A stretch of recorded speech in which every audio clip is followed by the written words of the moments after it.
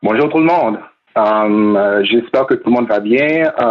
Je vais premièrement m'introduire. Je m'appelle Hans Jacques. Je suis très content d'être avec vous aujourd'hui.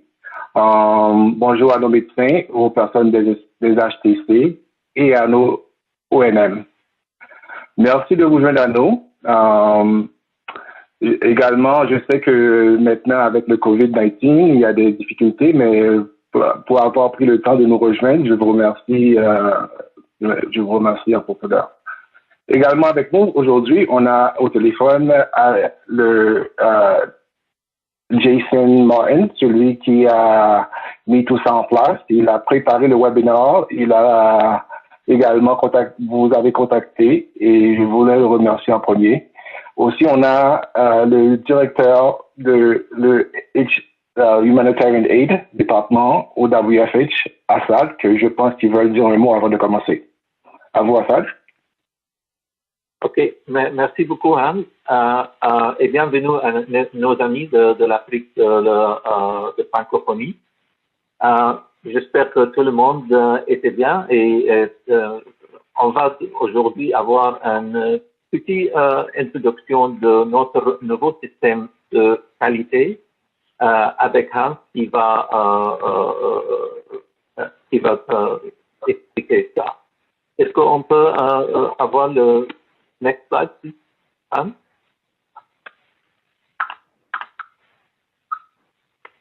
OK. J'ai seulement deux slides pour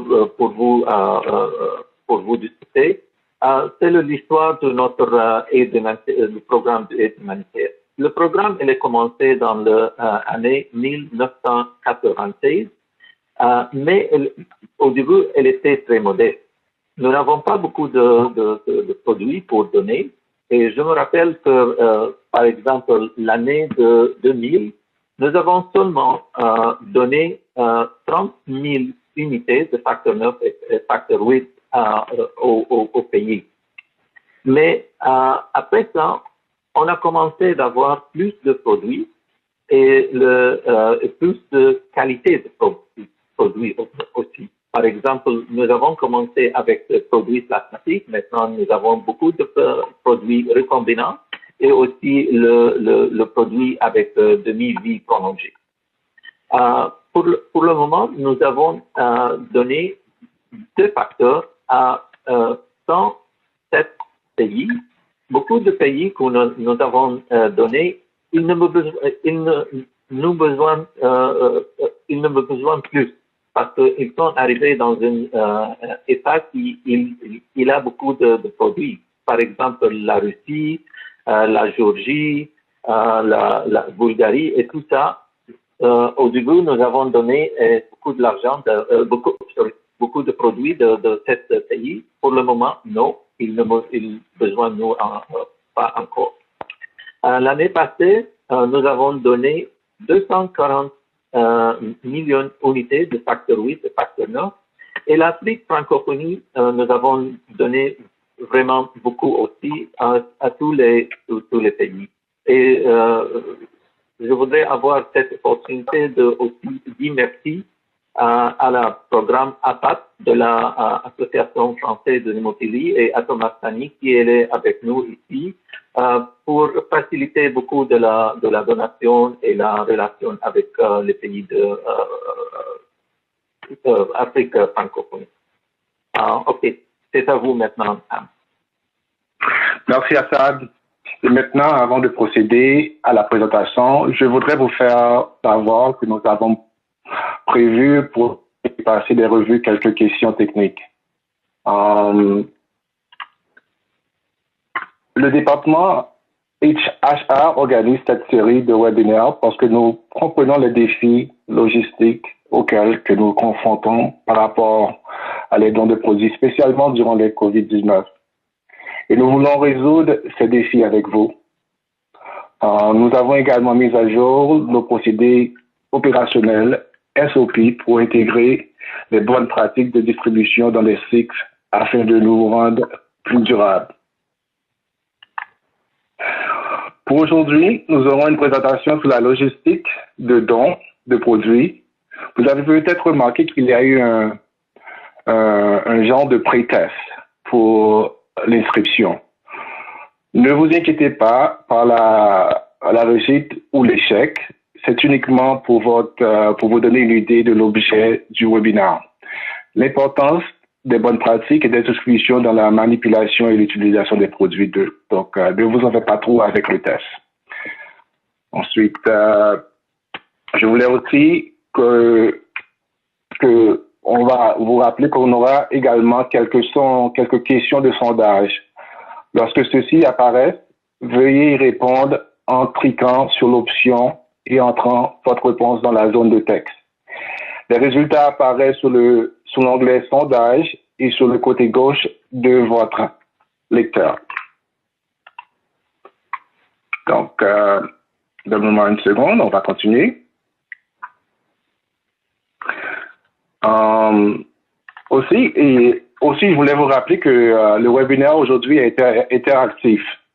Nous encourageons à soumettre des questions à nos présenteurs et en utilisant l'onglet questions sur le côté gauche à votre écran. N'hésitez pas à soumettre votre question à tout moment. Essayons d'y répondre à la fin de la session. Je voudrais également souligner une fonctionnelle que prend de notre présentation. Lorsque vous cliquez à l'onglet Notes sur le côté droit de l'écran, vous verrez une zone de texte blanche. Vous pouvez prendre des notes sur le webinaire aujourd'hui. N'hésitez pas à l'utiliser et vos notes seront automatiquement envoyées par email à la fin de la session. C'est la magie de la technologie. Si vous êtes intéressé par un fichier référence lors de cette présentation, vous pouvez cliquer sur l'onglet Ressources sur le côté gauche du lecteur. Nos fichiers d'information mis à jour sont disponibles en cliquant sur leur nom de fichier pour lancer le téléchargement. Aussi, nous avons mis vos microphones sur silencieux parce que nous avons un grand nombre de participants. Nous le faisons réduire le bruit pour le fond de tout pour puisse entendre l'orateur. Et si vous rencontrez des problèmes techniques au cours du webinaire, vous pouvez cliquer sur le bouton « Demande d'assistance » dans le coin inférieur gauche du lecteur. Et nous avons un expert technique pour vous aider à résoudre les problèmes que vous pourriez avoir. On va commencer. Donc, pour ceux que je n'ai pas encore le plaisir de rencontrer, je suis le dernier ajout de l'équipe de HR de la WFH. L'année passée, j'ai voyagé dans à peu près 4 ou 5 pays en Afrique, puis on m'a engagé pour vraiment continuer à faire les bonnes pratiques qu'on avait mis en place dès le début et qu'on avait besoin de serrer les boulons un peu plus pour répondre à les demandes de nos donneurs. Donc, durant les derniers mois de 2019, j'ai eu le plaisir de visiter plusieurs pays sur place. On a travaillé très fort pour s'adresser à nos lacunes et augmenter notre niveau de contrôle dans notre système de qualité. Derrière tout ça, l'idée, c'est de donner l'assurance à nos donneurs que nos produits seront sur place en bonne qualité et que les méthodes de bonne pratique simplifiées de la logistique de la distribution de nos médicaments soient bons par nos patients. Je voulais, avant de continuer, vous mentionner on sait que durant les derniers mois qui se sont passés, on est en train de passer à travers quelques moments difficiles. Avec les difficultés du COVID-19, les envois de dons ont été plus difficiles par la WFH. On n'a pas eu beaucoup de voies d'avion pour envoyer les dons, mais quand même, notre département a fait ce qu'on pouvait pour vous donner les dons qu'on vous avait demandé. Nous avons de trouver des routes, des moyens de transfert à travers plusieurs portes. Donc, ça commence à être la fin du COVID-19, mais quand même, on a quand même des difficultés pour les envois. On vous demande d'utiliser votre stock. On a envoyé une lettre au début du COVID-19 d'utiliser votre stock avec précaution et garder du stock pour des cas d'urgence jusqu'à la condition se normalise. On vous a envoyé une lettre, donc j'espère que vous avez mis ça, vous avez pratiqué ce genre de ration. Laissez-nous savoir immédiatement si votre stock devient trop bas et aussi utilisez votre jugement. Faites le nécessaire pour vos patients. Et aussi, dans la lettre, on vous avait demandé de ne pas prendre de nouveaux patients en prophylaxie.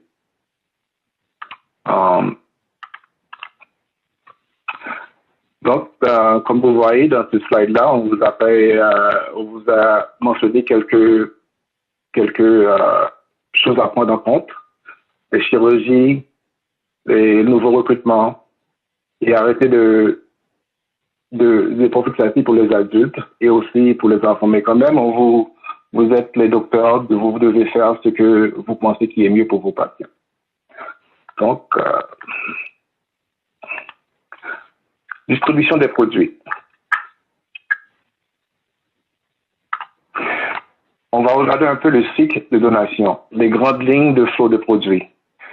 Quand il y a un besoin, on sait tous, on a travaillé vraiment ensemble pendant longtemps que, en premier, le besoin nous avait fait savoir du besoin.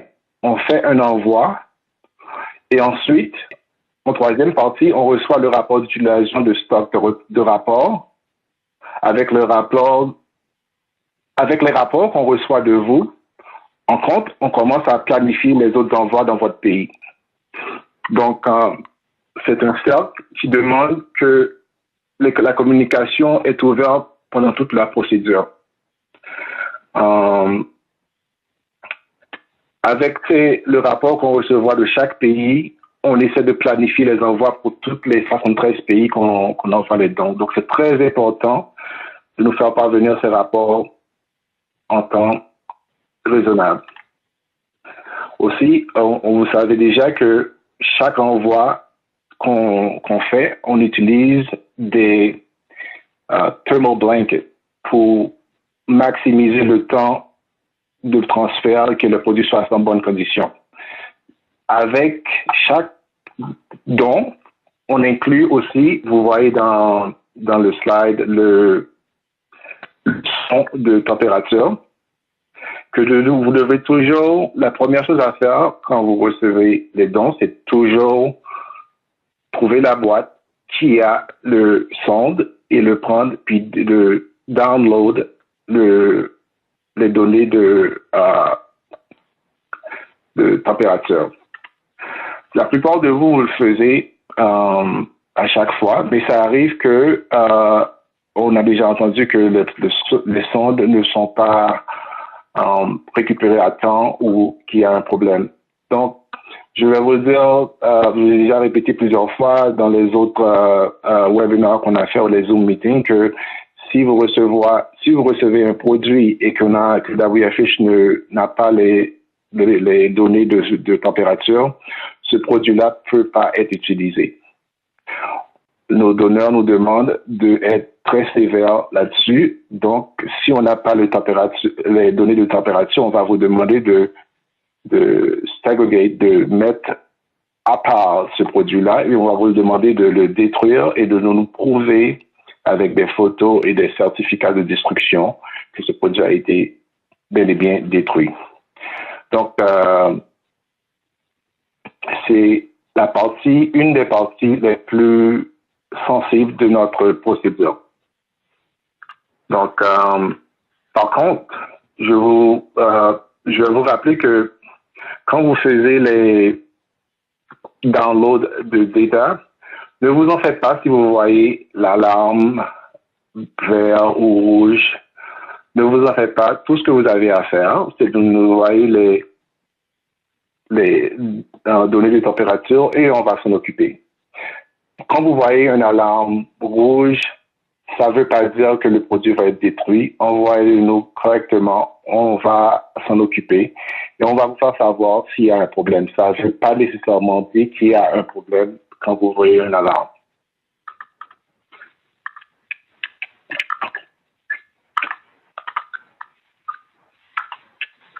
Donc, la prévention de rupture de stock est votre responsabilité. On vous demande d'être conscient le temps de transfert de nos warehouses aux États-Unis ou en Europe et pour vous envoyer ces produits-là dans votre pays. Surtout avec le COVID-19 qu'on est en train de passer à travers, les temps de transfert sont beaucoup plus longs.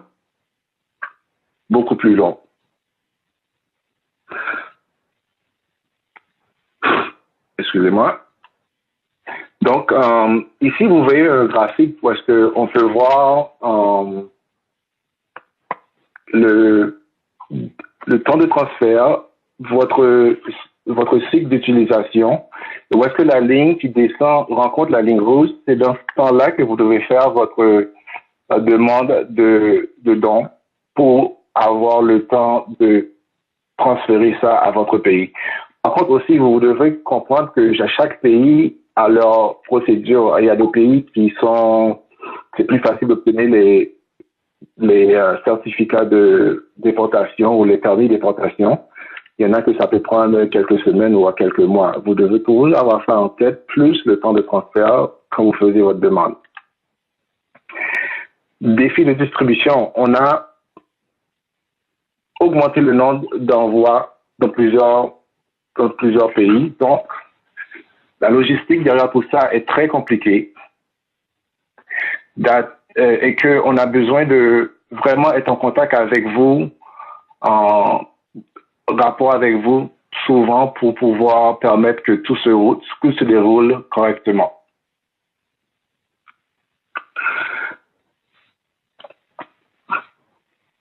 Donc, soyez conscient du niveau de stock, comme je le répète, le temps de sécuriser le permis et le délai de transport. On va maintenant regarder le stockage contrôlé des produits. On ne veut pas perdre le produit. Donc, tout ce qu'on a mis en place pour le transport, au niveau de garder la température, tout ça, ça va nous permettre d'envoyer le produit et de sécuriser le produit. Mais quand ça arrive au pays destinataire, vous êtes totalement en contrôle. On vous demande de toujours observer les recommandations du manufacturier. On vous demande aussi de ne jamais ouvrir et séparer les produits. Ces produits-là ont chacun leur propre niveau de storage, de recommandation du manufacturier, et vous devrez quand même les suivre pour être sûr que ça va fonctionner quand vous les injectez à vos patients.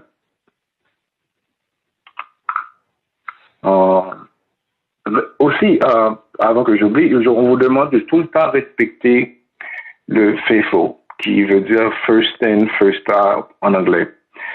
Ça a l'air de rien d'important, mais quand vous êtes en train de gérer un stock qui a des dates d'expiration différentes, c'est très facile d'oublier un stock en arrière et que vous utilisez les produits qui vont être expirés plus loin. Donc, vous vous trouvez avec un produit en arrière qui est déjà expiré que vous allez utiliser à votre patient. En faisant ça, vous êtes en train de mettre en question tout le système de qualité qu'on a bâti. Donc, c'est toujours important d'avoir en tête combien de l'eau que vous avez dans votre stockage et que c'est quoi la date d'expiration de cette eau-là et de toujours utiliser le lot qui va expirer en premier.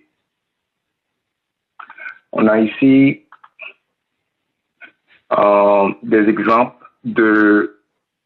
des pays qu'on a visités. Par exemple, vous voyez à droite, on a un réfrigérateur pour les produits qui sont en quarantaine.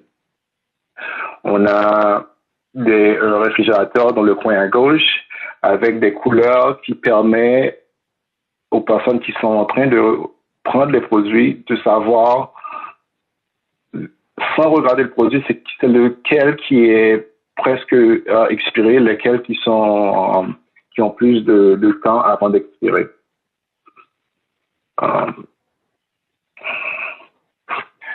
Ne jamais ouvrir ou séparer les produits, bien sûr. On a déjà entendu que pour pouvoir aider à mettre les produits dans un réfrigérateur, que ça a été séparé. Ça a été une grosse erreur et on vous demande de toujours lire notre fact sheet et de jamais séparer les produits.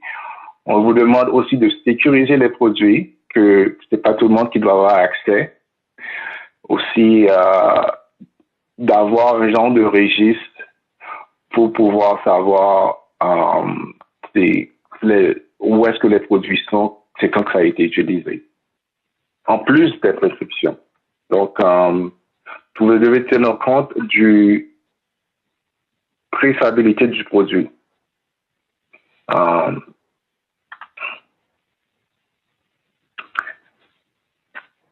On vous demande aussi, quand vous recevez ce produit-là et que vous commencez à l'utiliser, de nous faire parvenir les Quarterly Stock Report et aussi les Country Distribution Record. Pourquoi? C'est avec ça qu'on va faire les prochains envois de dons et aussi pour les pays qui distribuent les produits à travers ce pays-là, si vous êtes considéré comme un hub, vous devez nous donner une liste des HTCs, les satellite HTCs, disons, que vous envoyez vos produits et les noms et des docteurs. Parce que vous allez voir plus loin que ça va être très important pour ce qu'on appelle les recalls, les rappels de produits. Cette liste-là avec les courriels électroniques, les noms des docteurs et les téléphones des docteurs, c'est extrêmement important. Donc, pour ces quelques pays qui sont considérés des hubs, vous allez être contacté ou vous devez déjà le faire, mais on doit avoir un carnet d'adresses qui est courant, pas les noms qui sont les docteurs qui ne sont plus là, qui ont déménagé, qui travaillent plus dans le système. Donc, vous avez déjà, ça se peut que vous avez déjà entendu parler de ça, mais c'est quelque chose qu'on travaille couramment là-dessus parce que le monde, il change de position à des fois. On va regarder les produits périmés. Est-ce que vous devrez avoir des produits périmés dans votre stock? Je dis, si tout est fait comme ça doit être fait, vous ne devrez jamais avoir des produits périmés. Quand vous faisiez une demande de don, on vous demande premièrement, nous faites savoir si vous pensez que ce qu'on vous offre peut être utilisé avant la date d'expiration. Vous devez être conscient que si vous disiez non, on va vous trouver quelque chose d'autre qui sont avec une date plus loin, si on peut. Et peut-être que quelqu'un d'autre, un autre pays peut utiliser ces produits-là qui sont avec une date plus récente. Donc, ce n'est pas toujours de dire n'importe quelle date d'expiration, je vais le prendre parce que j'en ai besoin. On vous demande de vraiment faire un genre de penser vraiment à votre nombre de patients, avec pensez aussi avec ce qui arrive dans votre pays en ce moment, la rentrée d'école, les circoncisions, toutes sortes de facteurs qui peuvent influencer que vous pouvez utiliser un produit à date plus récente ou bien que vous pouvez utiliser des produits moins avec des dates qui vont périmer plus loin.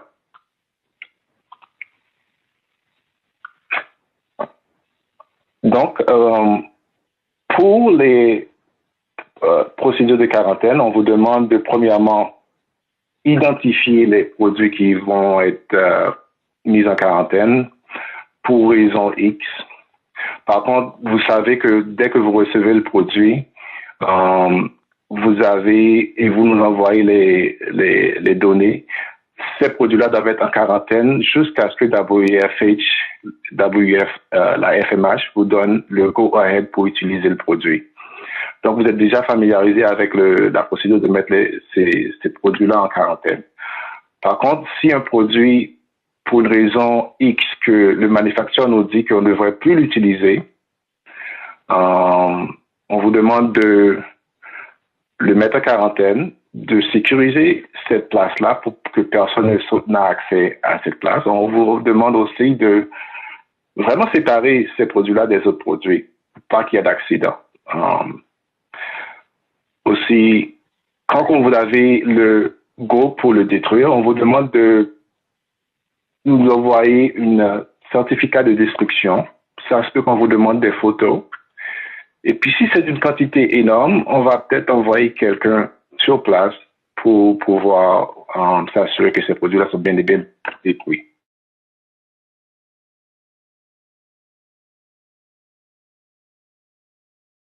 Donc, distribution des produits. On vous demande aussi de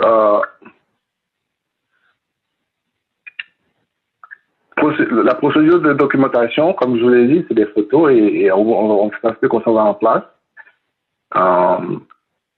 Qu'est-ce qu'un rappel de produit? Comme je vous ai expliqué, ça peut être parce qu'il y a un problème quelconque avec le produit. Ça peut être le pays en quelconque qui demande de mettre ces produits-là en quarantaine. Pour pouvoir pratiquer ça, on va choisir un pays par hasard chaque année, puis on va vous demander de faire un exercice de rappel de produit. Donc, pour que ça fonctionne correctement, bien sûr que si vous êtes un hub et vous avez reçu un produit dans le hub et vous l'avez fait vous avez forward to une autre HTC, vous devez savoir exactement où se trouve ce produit-là, dans quelle place et comment contacter ces HTC dans un délai de 24 heures. C'est très important d'avoir des registres qui sont up-to-date pour pouvoir faire cet exercice-là. Et vous allez être scoré là-dessus. Il y a un point système qu'on va parler de ça plus tard que vous pouvez perdre des points par rapport à si vous êtes prêt ou après pour le rappel de produit. Donc, comme mentionné, les registres sont importants. Aussi, les prescriptions. Ça se peut on a besoin de savoir qui s'est injecté avec le produit qui a été rappelé. Les patients qui sont utilisés ce produit-là, si le rappel a été fait après qu'un patient l'a utilisé. Donc, c'est pour ça qu'on fait beaucoup d'emphasis sur les registres et les prescriptions. Donc, on va parler de ça en plus de détails. On va peut-être avoir un training qui est en plus profondeur sur les rappels de produits. Mais si vous suivez les consignes de registre, de prescription et tout ce qu'on vous demande, vous ne devez pas avoir de problème avec les rappels de produits.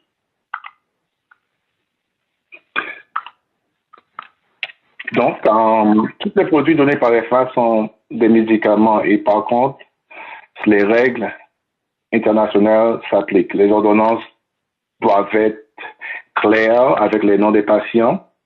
On vous demande pas de nous l'envoyer. Mais par contre, vous devez l'avoir dans votre dossier pour une période de à peu près 8 ans qu'on vous le demande en cas qu'on a besoin d'accéder à ces informations-là dans le futur.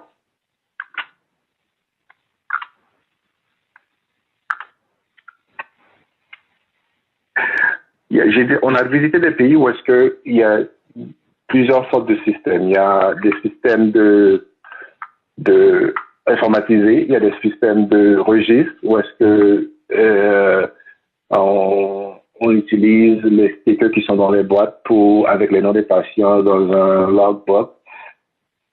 Ce qui est important, c'est de capturer cette information quelque part et qu'on puisse accéder à cette information quand on a besoin.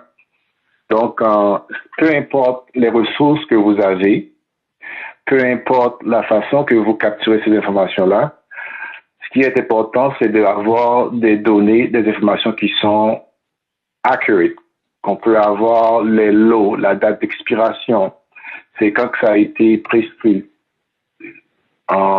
Ces informations-là doivent être capturées d'une façon ou d'une autre. Donc, ça ne s'applique pas avec tous les pays, mais je vais en parler quand même. Ça peut arriver que vous êtes un pays où est-ce que vous avez des hubs et que vous avez des ateliers et colonies de vacances. OK? On encourage les participants, dans ce cas-là, à amener leurs propres médicaments, si c'est possible. Aussi, tous les produits qui sont distribués pendant les colonies de vacances doivent être accompagnés d'une ordonnance, bien sûr. Un médecin ou infirmier autorisé doivent être présents durant la distribution des produits pendant la colonie de vacances. Quand même, ça ne s'applique pas à tout le monde, mais on fait en sorte que si ces produits ont été distribués pendant les colonies, on a toutes les prescriptions ou bien une forme avec la signature du docteur et la date, quand ça a été précis, c'est quel lot, tout ça, pour pouvoir retracer ces produits-là. Tout ce qu'on vous demande, c'est pouvoir retracer les produits en cas que on nous demande il y a un audit par nos donneurs.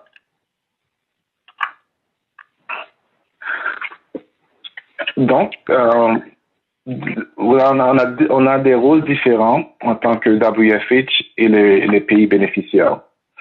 Donc, pharmacovigilance s'applique à tout le monde. On veut que les événements indésirables soient reportés.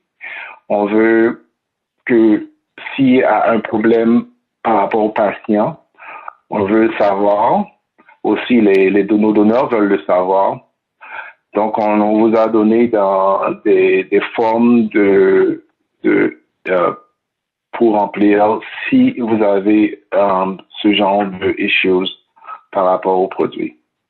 Donc, votre rôle dans tout ça, c'est de nous faire parvenir ces événements dans le plus bref délai et qu'on va le process et puis on vous rejoint là-dessus.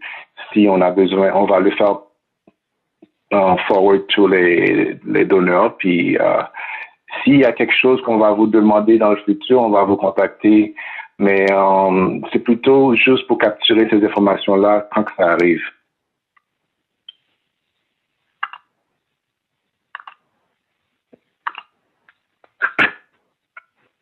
Donc, c'est quel genre de événements que vous devez signaler? C'est des événements liés à la fabrication des produits. S'il y a tout à fait les problèmes généraux, les problèmes des étiquetages, rupture d'emballage, défaut de résistance, ce genre de problème, c'est catégorisé par les problèmes généraux. Les événements indésirables, ce sont vraiment tous les événements qui sont résultat de l'administration des produits, une réaction indésirable. Donc, on a vraiment deux formes qui sont spécifiques à ce genre de problème. Vous devez utiliser quand même le bon forme quand vous allez nous signaler s'il y a ce genre de problème dans qu'on utilise le produit.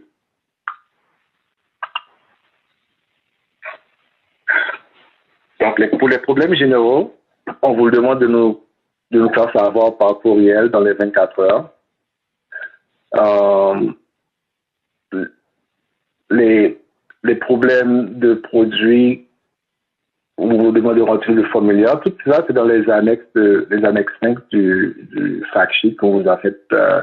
C'est quand même sur le website que vous êtes présentement. Vous pouvez le download si vous voulez, mais vous avez déjà ces documents-là.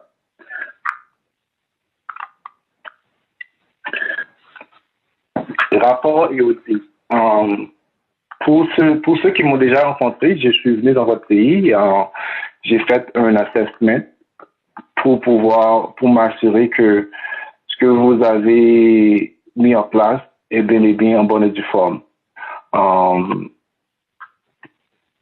Ce qu'on vous demande, quand je viens, parce que j'avais l'intention de participer à au moins de 20 assessments en 2019 et 20, à cause du COVID-19, on n'a pas pu le faire, mais ça va être amené à plus tard. Mais quand même, on veut,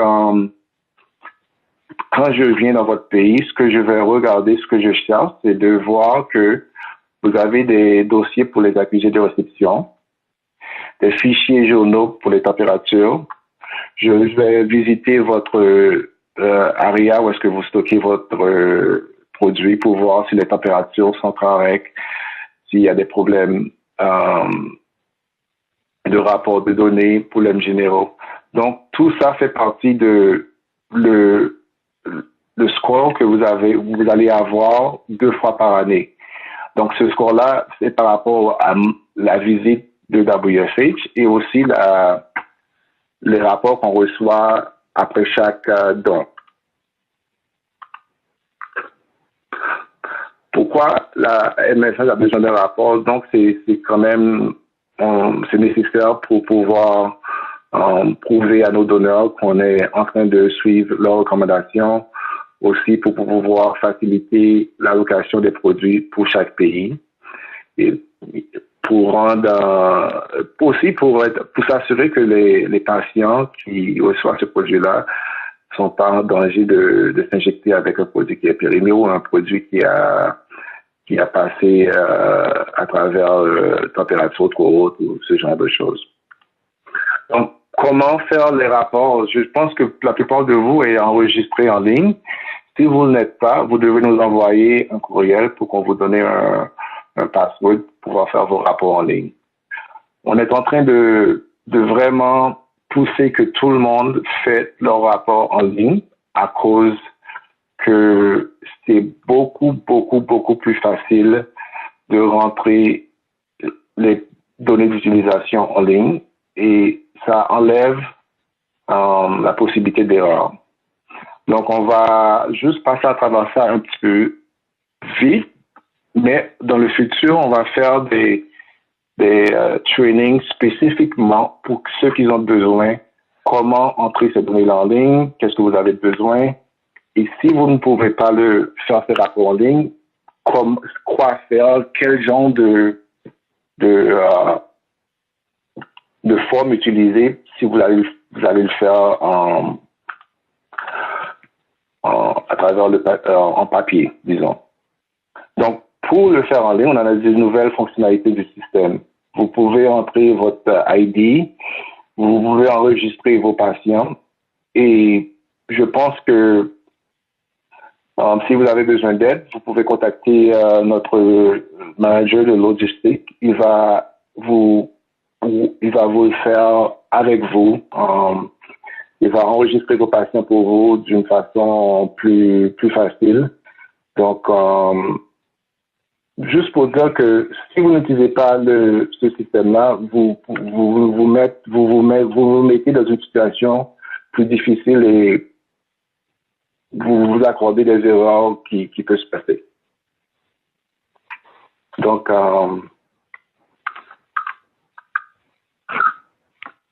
les points à considérer, c'est les données précises. On a reçu des rapports qu'on ne peut pas utiliser. Et ça nous met dans une situation où est-ce que on doit comme faire du back and forth. Et, en fait, pour dire clairement, si un rapport qui a des erreurs, c'est comme si on n'avait pas de rapport. Donc, les données doivent être précises. Vous devez télécharger le mot. Si vous voulez le faire, vous n'avez pas l'opportunité de le faire en ligne, vous devez utiliser le WFH form qui est précis, qui vous demande des champs spécifiques pour vos rapports.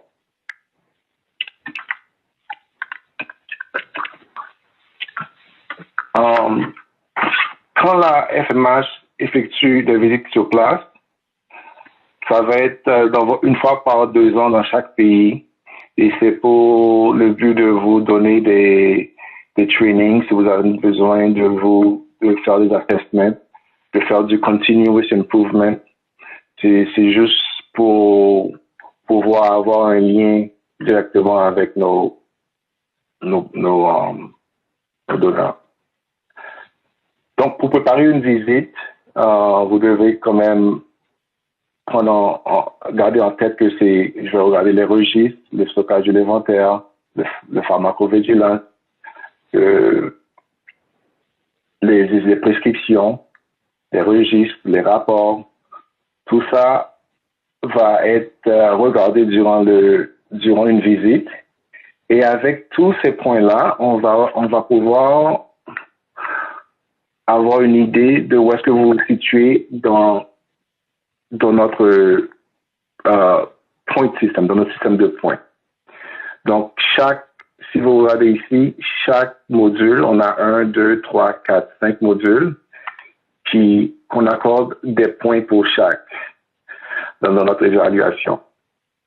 Donc, si tout est correct, vous pouvez avoir à peu près 12 points qui est notre maximum rating. Par contre, je voulais juste montrer que si vous avez le maximum des points dans chaque catégorie et que vous ne faisiez pas vos rapports à temps, avant les 90 jours qu'on vous donne, automatiquement, vous tombez dans une not good pour catégorie. Donc, on va essayer que ça n'arrive jamais, mais on veut être vraiment honnête et vous laisser savoir que c'est très important de faire des rapports parce que ça nous permet de savoir quand et comment envoyer les produits.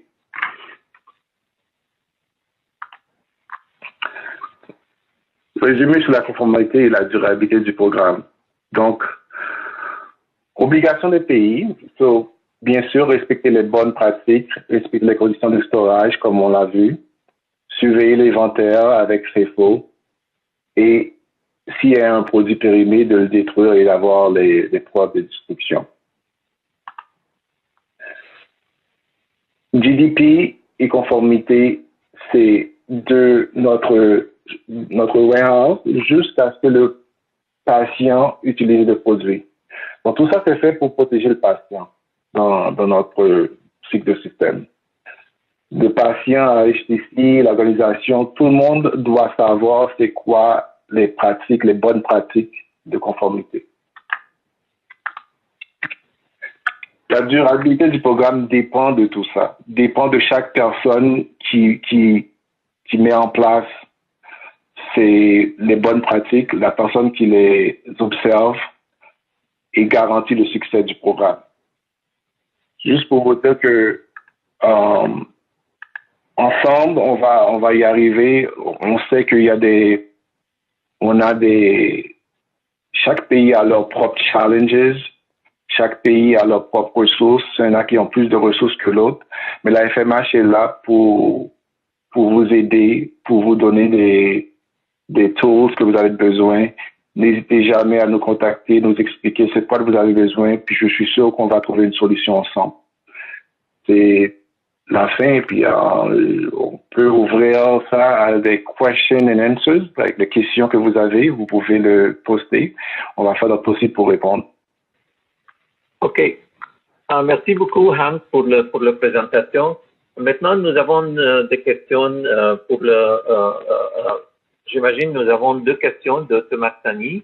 La première question, c'est comment se calcule le niveau de stock de sécurité pour chaque pays? Il y a des méthodes pour avoir ça, mais je pense si on peut retourner pour le slide que nous avons distribué, on peut expliquer ça plus. Hans, can you go please to the slide? Yeah. Donc, si vous voyez ici, ça, c'est comment vous calculez ça. C'est pas une science nucléaire. C'est très facile.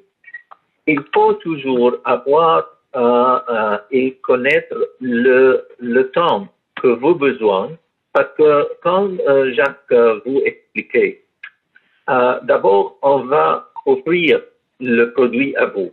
Donc, il y a un email qui, normalement, vient de notre collègue Marlène, à vous, qui dit que la Fédération mondiale veut vous offrir cette quantité de facteurs. Est-ce que vous acceptez ça ou non? Et le réponse de ça toujours, c'est OK, on accepte ça. On normalement envoyé à vous tous les papiers pour vous faire la production pour le permis, pour l'importation de produits. Donc, ça dépend à chaque pays. Des pays besoin de 2 semaines, 1 semaine, 1 mois, 2 mois, ça vraiment dépend de chaque pays. À ça, c'est expliqué ici, c'est le temps que vous avez besoin pour obtenir cet permis d'importation de la autorité de santé ou de la douane ou n'importe quoi qui vous avez dans le pays pour ouvrir cet permis d'importation. C'est la première chose. Le deuxième, c'est maintenant vous connaissez le type d'utilisation que vous avez. Donc, vous voyez aussi que nous avons ici, dans cette petit cœur, le taux que vous utilisez pour le produit. Donc, si vous avez les deux, vous pouvez exactement connaître le temps que vous avez pour le stock ou le safety stock pour vos besoins.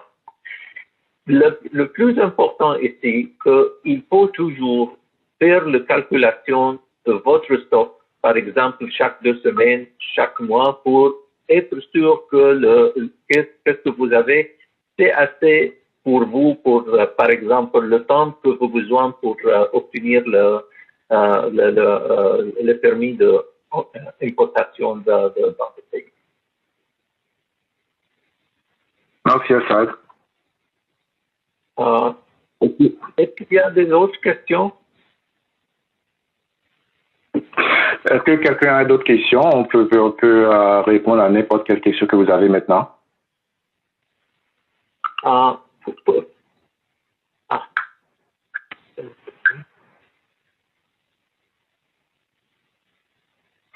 Veuillez cliquer à gauche pour envoyer vos questions.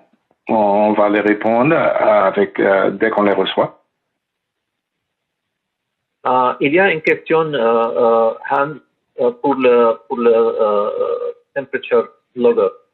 Est-ce que vous pouvez aller à la slide pour le temperature logger, s'il vous plaît?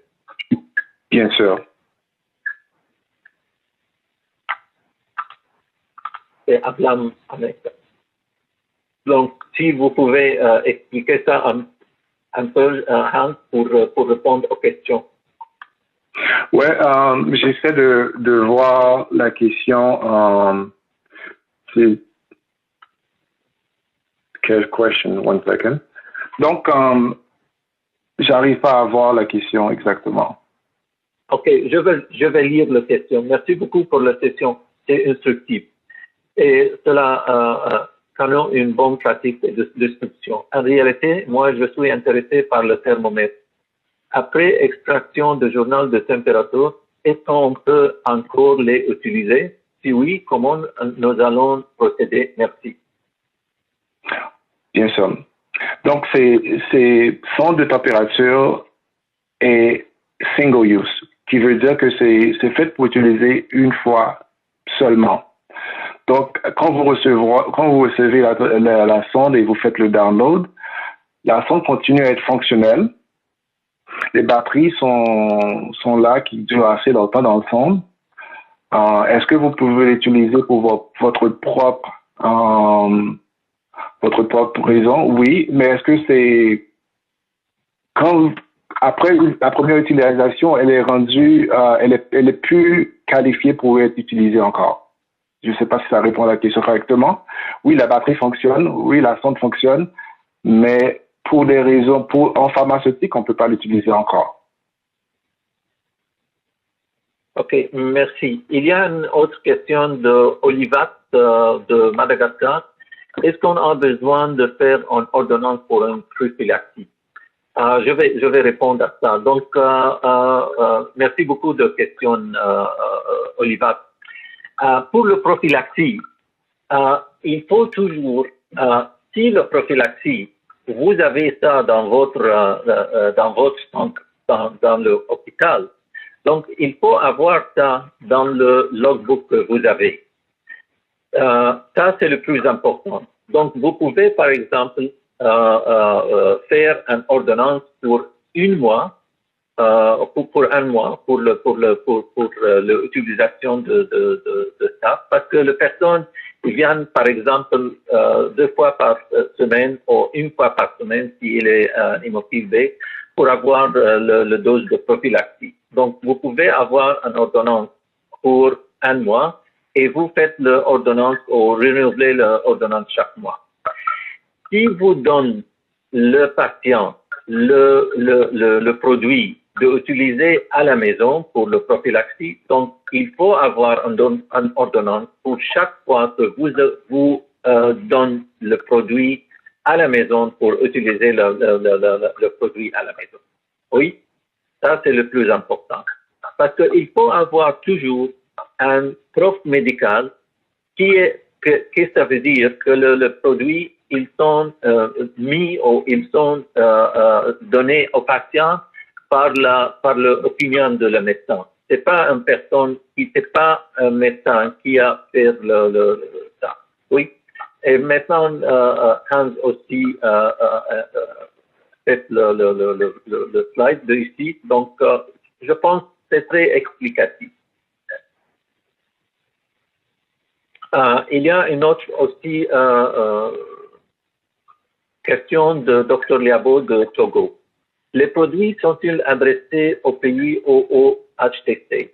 Peut-on servir le produit à des patients non enregistrés? Donc, je ne comprends pas exactement qu'est-ce que ça veut dire en non enregistré. Ces patients, ils sont non enregistrés avec la société, par exemple, ou non enregistrés avec le HTC.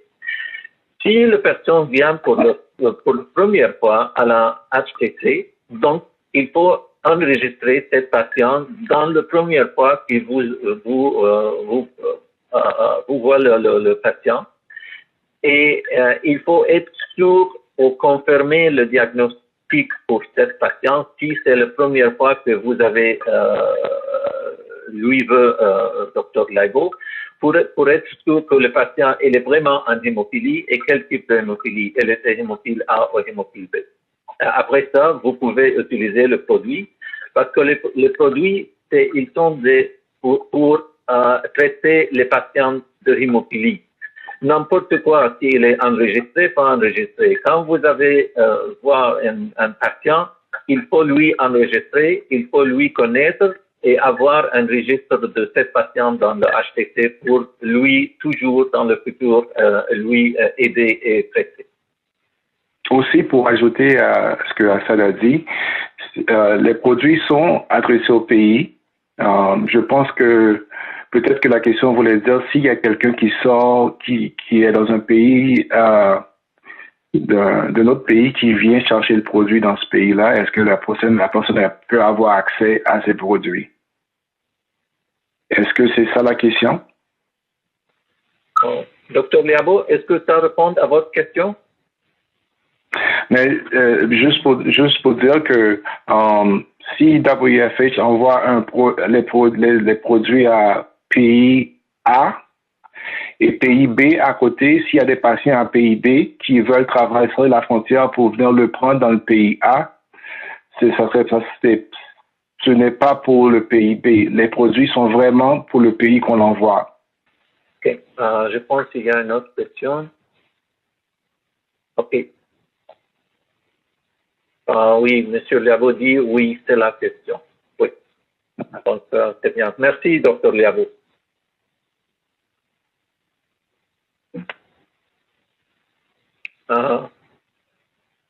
Je pense qu'il n'y a pas de... Yeah, go ahead, Hans.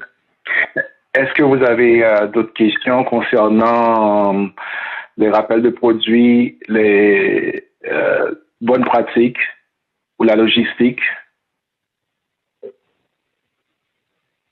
Je voudrais faire aussi une petite explication pour cet webinaire. Comme vous avez vu, c'est vraiment très important de votre part et de notre part de coopérer pour avoir les meilleurs résultats pour le client. Parce que maintenant, avec nouveau système de qualité, c'est très important d'avoir coopération entre la Fédération mondiale et les pays qui reçoivent le produit.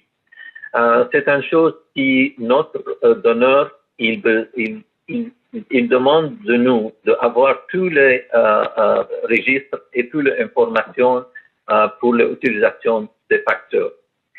Et leur recall pour le produit, c'est très important. Et il y a une possibilité de, par exemple, l'année prochaine, on peut avoir un mock recall pour avoir une idée comment vous gérez le recall dans votre pays. Et ça, c'est très important d'avoir ça. C'est pas une chose, ce système, c'est pas pour compliquer les choses chez vous, mais seulement pour être sûr que l'utilisation des produits dans chaque pays, c'est au niveau de international niveau. Et avoir un report de la compagnie que nous donne les facteurs chacun.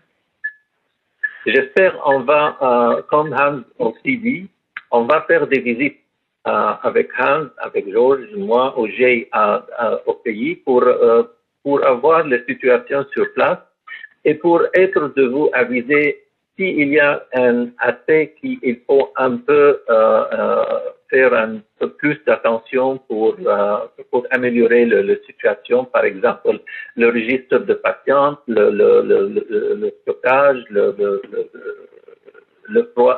chambre froid ou le frigo que vous utilisez pour garder le produit.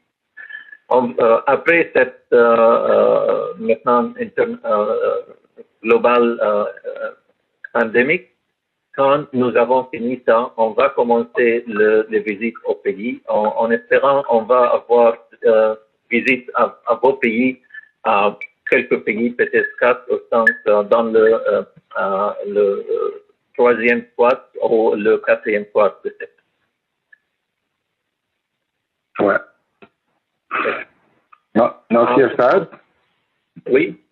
Est-ce qu'il y a des autres choses de votre part, Hans?